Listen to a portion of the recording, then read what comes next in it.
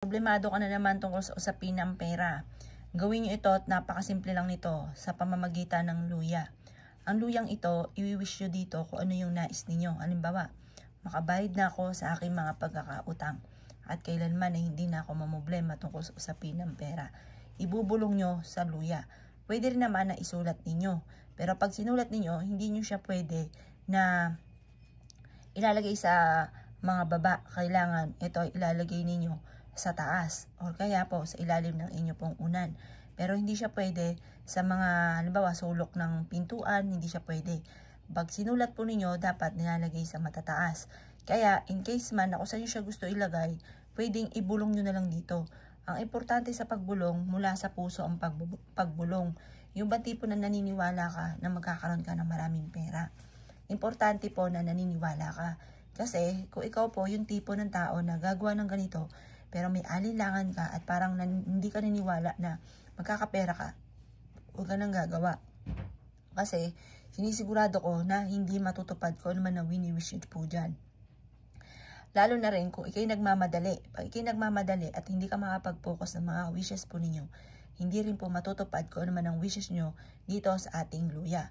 Ngayon, kapag nakapag-wish ka na, sabihin nyo, magkakaroon ako ng maraming pera, hindi na ako maubusan ng pera, makakabayad na ako sa aking utang, or kaya mananalo na ako ng malaking halagang pera.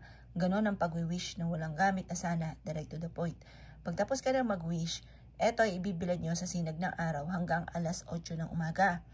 Pagkatapos ng alas 8 ng umaga, kunin nyo siya. Halimbawa, aalis ka, pwede nyo ilagay ito sa bag ninyo. Or kaya po, kung hindi ka naman aalis, ilagay nyo lang ito sa bulsa ninyo.